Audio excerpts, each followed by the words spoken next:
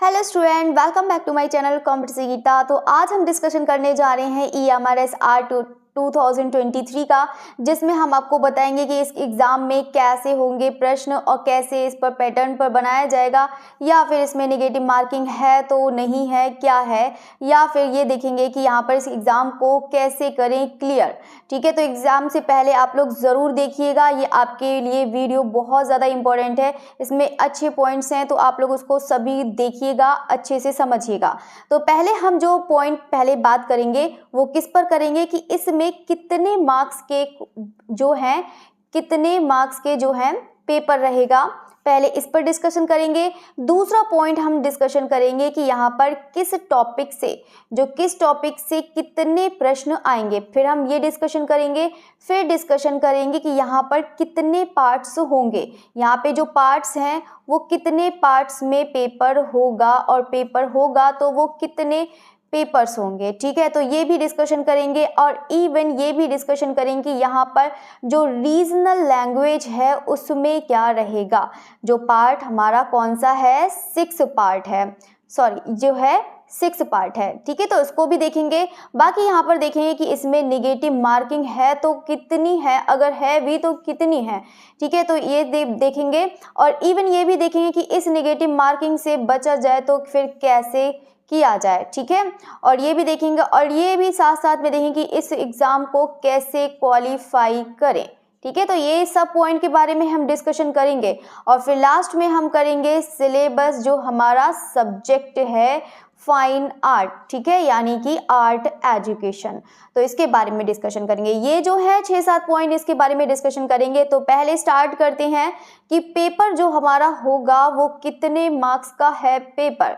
तो पेपर जो है वो टोटल कितना है, 150 मार्क्स का पेपर है, और हर क्वेश्चन में आपको कितने मार्क्स मिलेंगे, 1 मार्क्स मिलेगा। ठीक है, अब हम देखते हैं इसका पैटर्न कैसा है, इसका एग्जाम बनाने का पैटर्न क्या है।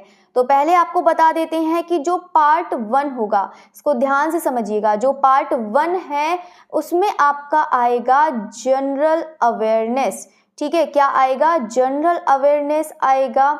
ये आप लोग ने तैयार कर लिया होगा कि एग्ज़ाम तो बिल्कुल पास में ही है, तो सभी ने तैयार कर लिया होगा। फिर है पार्ट 2। तो पार्ट 2 में क्या आएगा, इसको भी बता देते हैं। पार्ट 2 में आएगा रीजनल एबिलिटी। ठीक है, कौन सा आएगा, रीजनिंग एबिलिटी का आएगा, जिसमें ये 10 मार्क्स का होगा। ठीक है, जनरल अवेयरनेस होगा, वो भी 10 मार्क्स का होगा। तो ये हो गए 20 मार्क्स के। अब हम देखेंगे पार्ट 3। तो पार्ट 3 जो है उसमें कितने मार्क्स का होगा, वो आएगा आपका नॉलेज ऑफ ICT। ठीक है, क्या आएगा, नॉलेज ऑफ ICT। ठीक है, तो ये चीज़ देखिएगा, ICT, जिसमें 10 मार्क्स, ये टोटल कितने हो गए, 30 मार्क्स हो गए। जो पार्ट 4 है वो कितने का है, वो है टीचिंग एप्टीट्यूड, जिसमें टीचिंग एप्टीट्यूड है, ये होगा आपका 10 मार्क्स का।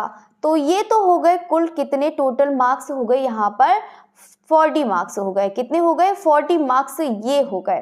तो अब हमें कितने मार्क्स की ज़रूरत है, अब हमें पूरे 110 की ज़रूरत है। तो वो देखेंगे कि अब हमें कैसे मार्क्स लेने हैं, अब इसका देखते हैं। ठीक है, 40 मार्क्स हो गया। अब हम देखते हैं पार्ट 5।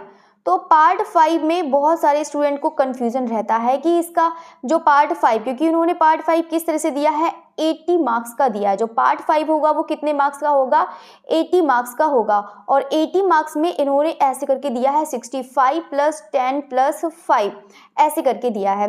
अब ये 65 जो आएगा मार्क्स का, वो आपका कौन सा होगा, सब्जेक्ट का होगा, यानी कि फाइन आर्ट का होगा, यानी कि जो आपका सब्जेक्ट है आर्ट एजुकेशन, ये टोटल पूरा होगा 65 मार्क्स का होगा। बाकी जो 10 मार्क्स का है, यानी कि जो 10 मार्क्स का है वो क्या होगा आपका, पहले इसको शुरू से चलो अच्छे से बता देती हूँ मैं, इसको शुरू से लिख देती हूँ मैं। जैसे कि टोटल कितना है, 80 मार्क्स का। तो 80 मार्क्स में जो 65 का होगा वो आपका सब्जेक्टिव होगा, जिसमें सब्जेक्टिव में आपके क्वेश्चंस हैं, जो भी आपका सब्जेक्ट है वो सब्जेक्ट में आएगा। बाकी +10 है, तो +10 में ये बी ऑप्शन वाला जो है वो उसमें आएगा आपका पेडागोजी। तो पेडागोजी से रिलेटेड क्वेश्चंस आएंगे और केस स्टडी से रिलेटेड क्वेश्चंस आएंगे। इसमें ये दो है, pedagogy and case study based पर ये क्वेश्चंस रहेंगे। बाकी रहा यहाँ पर 5 नंबर का जो पेपर रहेगा वो मतलब क्वेश्चंस बनेंगे, वो कहाँ से बनेंगे, NEP यानी कि नेशनल एजुकेशन पॉलिसी से यहाँ पर क्वेश्चंस बनेंगे। तो ये टोटल हो गया हमारा कितने मार्क्स का, 80 मार्क्स का हो गया। तो 65 + 15 यहाँ पर टोटल कितने मार्क्स का हो गया, 85 मार्क्स का, मतलब 80 मार्क्स का ये पेपर हो गया। तो बाकी ये जो पेपर हो गया तो वो कितने टोटल मार्क्स का हो गया, मतलब 80 + 40, ठीक है। तो 80 + 40 120, तो ये हो गया पूरा 120 मार्क्स का।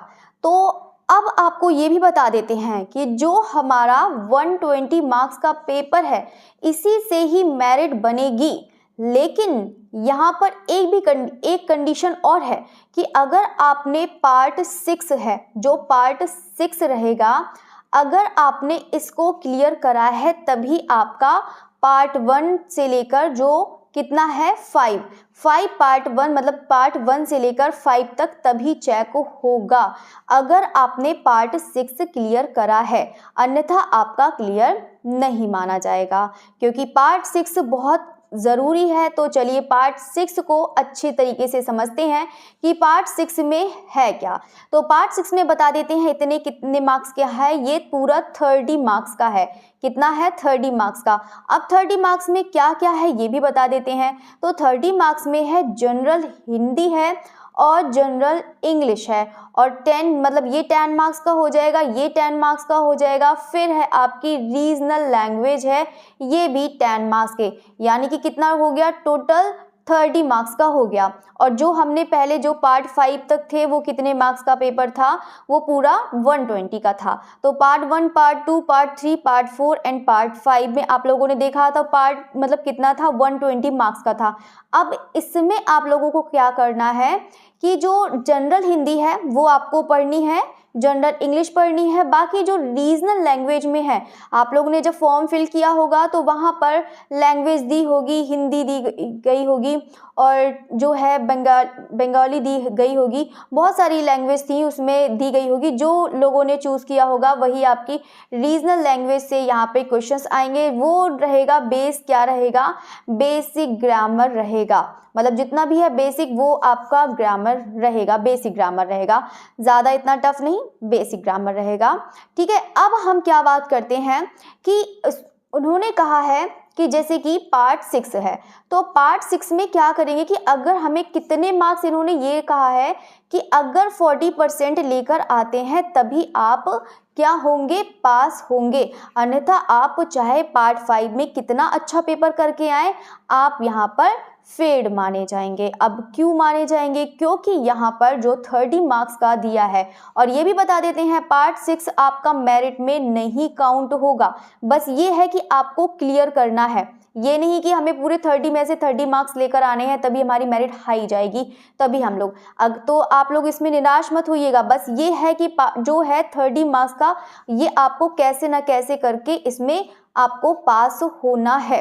अब देखो 10 मार्क्स के इन्होंने 40 मार्क्स कहे हैं, मतलब सॉरी 40% कहे हैं, तो 40% लेकर आने हैं। जब 10 मार्क्स का है 10, मतलब ये है 10-10 करके लेकर आना है, यानी कि अगर हिंदी का पेपर है, जनरल हिंदी का है, तो आपको 4 नंबर कैसे भी लेकर आने हैं, और इसमें भी 4 नंबर लेकर आने हैं। तो ठीक है, ये ऐसे करके हो गया। तो हर एक पेपर में आपको 4 नंबर लेकर आने हैं कम से कम, ठीक है, कम से कम बता रही हूँ, बाकी ज़्यादा लेकर आते हैं तब तो बहुत अच्छी बात है। लेकिन यहाँ पर कोई भी इसका जो पार्ट 6 है, जो पार्ट 6 है वो बिल्कुल भी यहाँ पर नहीं जुड़ेगा, ठीक है। पार्ट 6 वाला जो है पार्ट, ये वाला भी बिल्कुल काउंट नहीं होगा मेरिट में। जो काउंट होगा वो पार्ट 5 तक ही काउंट होगा, ठीक है। तो ये चीज़ आप लोग देखिएगा।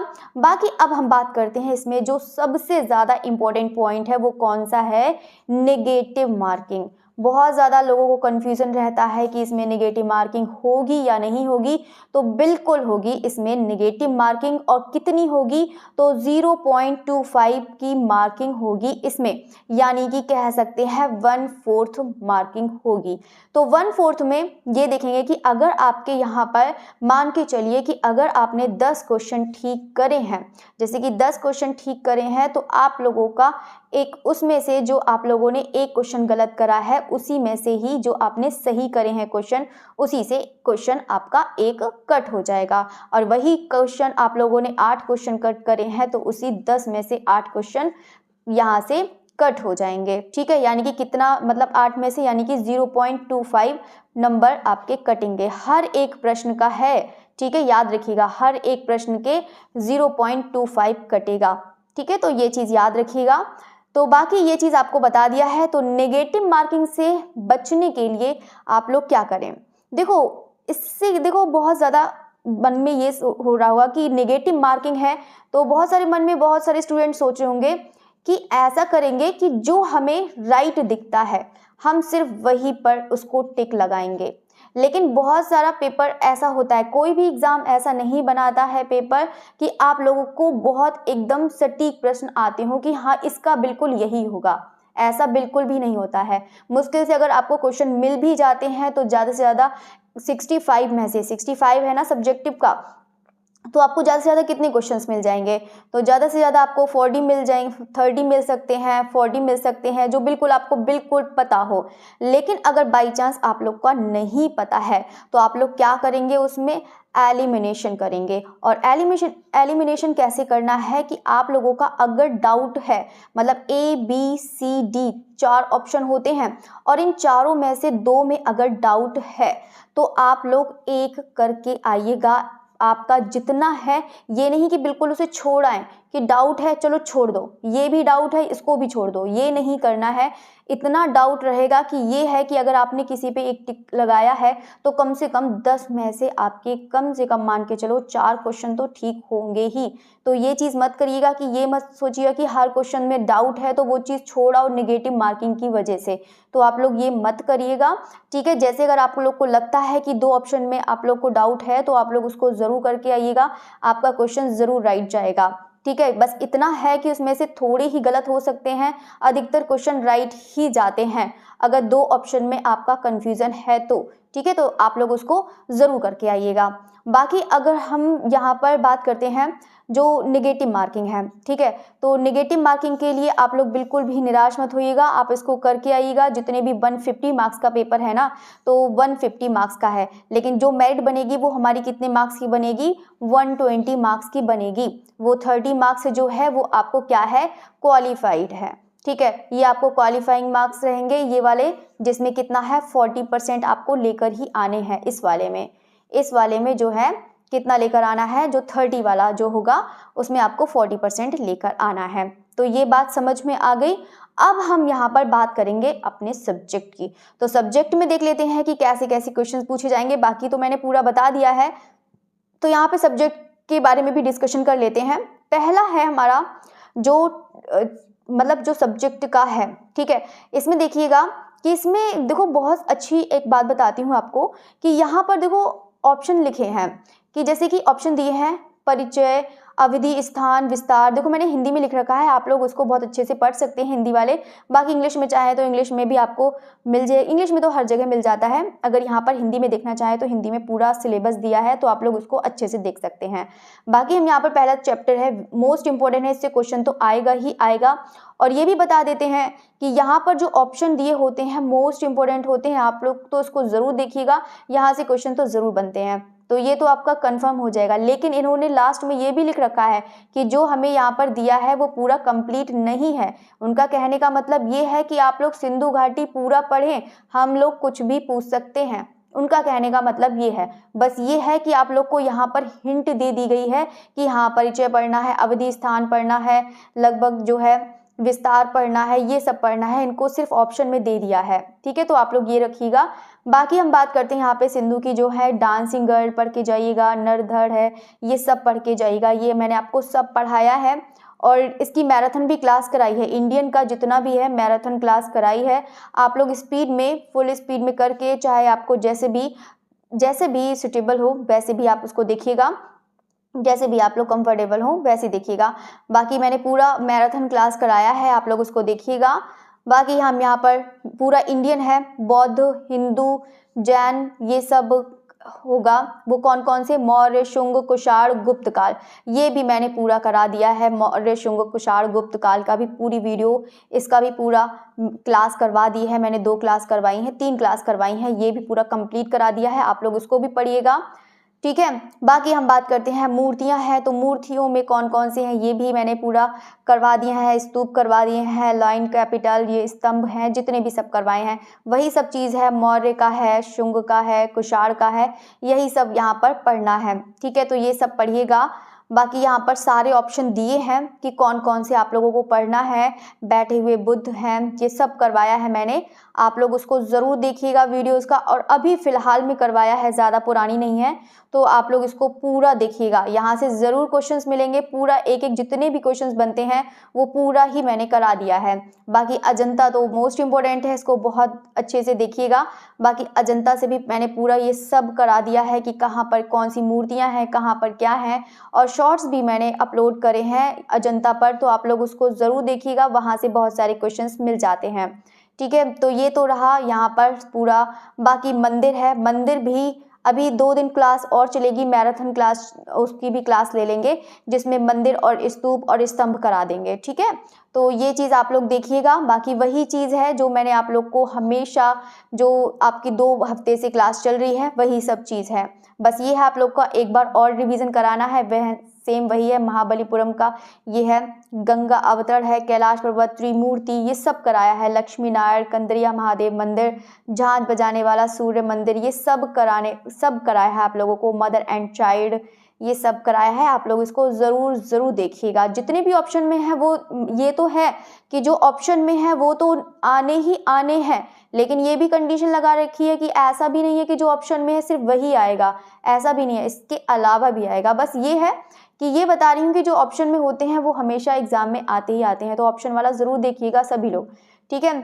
बाकी यहाँ पर नेक्स्ट देखते हैं, देवी, ये सब है, कलाकार हैं, बाकी जो अभी आएंगे कलाकार। बाकी जो है यहाँ पर कौन सा है, मूर्तियाँ हैं, हाँ, कांस्य का परिचय, ठीक है। तो मूर्तियाँ ये वाला टॉपिक हो जाएगा। बाकी 5 नंबर है, इंडो इस्लामिक वास्तुकला, कलात्मक पहलू, वही है कुतुब मीनार, ताजमहल, बीजापुर, गोल गुंबज, ये सब कराया है मैंने। बाकी अब आता है मिनिएचर पेंटिंग की बात आती है, लघु चित्र, ठीक है। तो ये सब कराया है, 16वीं शताब्दी से 19वीं शताब्दी तक पूरा पूछा जाएगा, यानी कि जितना भी है, पाल, राजस्थानी, मुगल, मध्य, दक्कन, पहाड़ी, ये सब आ जाएगा। सेम वही चीज़ है, बस ये है इसको ऑप्शन में कर दिया है, इसीलिए आपको थोड़ा लेंथी लग रहा है, इतना ब्रॉड नहीं है। बाकी वही है सब, देखो मैंने पूरा कराया है इसको पूरा। मारू रागनी, राजा अनिरुद्ध सिंह, हीरा है, चौगान खेलते हुए कृष्ण झूले पर, ये सब करा दिया है आप लोगों को, ठीक है। तो आप लोग उसको पढ़िएगा अच्छे से। बाकी है पहाड़ी शैली में भी ये सब वही चीज़ है, ठीक है। तो इसको सब कराया है। बाकी मैंने पूरा आप लोग को सिलेबस बता दिया है। बाकी सेम वही है, लघु चित्र का, मुगल और दक्कनी, ठीक है। तो दक्कनी शैली पढ़िएगा। बाकी वही सब है, मैडोना की तस्वीर पकड़े, ये मुगल का हो जाएगा, ये सब वही चीज़ है।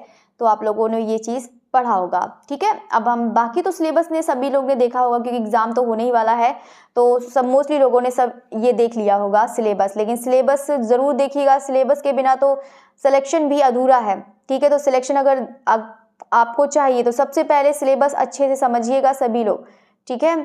तो जो एग्ज़ाम देने जा रहा है, बाकी यही सब है। इसमें समुद्र सागर का गर्भ गर्दन करते राम है, राजा रवि वर्मा, ये सब इनकी पेंटिंग्स हैं, देखिएगा। बाकी बंगाल स्कूल पूरा करवाया है, आप लोग इसको भी पूरी वीडियो देखिएगा, पूरा कराया है, ठीक है।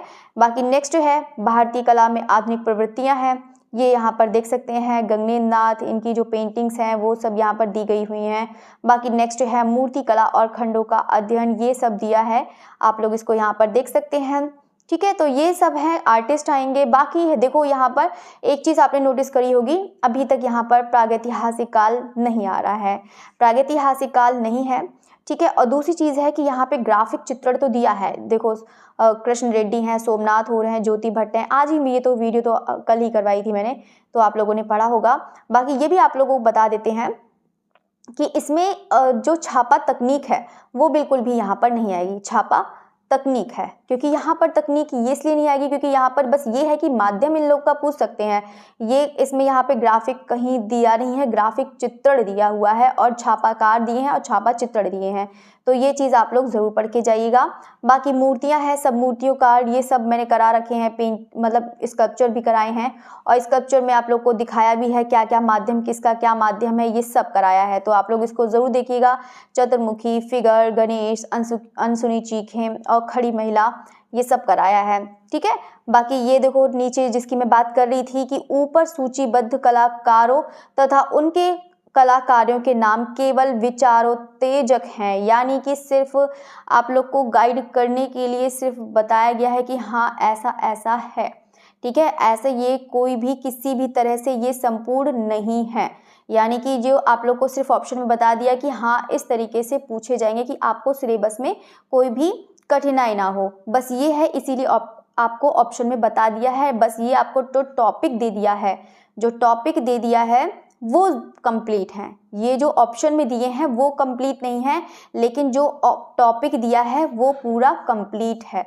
तो यहाँ पर आप लोगों को पता है वेस्टर्न नहीं आ रहा है, आप लोग के लिए खुशी की बात है, तो अच्छे से इसको पढ़िएगा। बाकी मंदिर हैं, वास्तुकला है, ये सब आप लोग बहुत अच्छे से पढ़ के जाइएगा। और जैसे मैंने आपको बताया है कि क्या करना है, बिल्कुल भी घबराना नहीं है नेगेटिव मार्किंग को लेकर, तो आप लोग नेगेटिव मार्किंग को लेकर बिल्कुल भी ना घबराएं। आप लोग जितने भी क्वेश्चन आते हैं, जो बिल्कुल भी नहीं आते हैं, इसको लगता है कि चारों ऑप्शन बिल्कुल भी नहीं पढ़े हैं, तुरंत उसे छोड़ दो। लेकिन अगर आपको डाउट है किसी भी क्वेश्चन में, अगर डाउट है तो आप लोग उसको अटेम्प्ट करिएगा, अगर 2 ऑप्शन में डाउट है तो, ठीक है, तो आप लोग उसको करिएगा। बाकी आपको पूरा मैंने अच्छे से बता दिया है, आप लोग अच्छे से करिएगा। बाकी सभी को बेस्ट ऑफ लक और अच्छे से एग्ज़ाम करके आइएगा, सिलेक्शन लेके आइएगा। Okay, thank you everyone. बाकी जाते जाते सभी लोग, अगर वीडियो अच्छा लगा है तो इसे लाइक ज़रूर करिएगा, ठीक है, और ज़्यादा से ज़्यादा बच्चों को शेयर भी करिएगा कि ताकि उन बच्चों को भी पता लग सके कि हाँ एग्ज़ाम का पैटर्न क्या रहेगा, एग्ज़ाम क्या नहीं रहेगा, वो सब भी पता लगे, ठीक है। Okay, thank you everyone.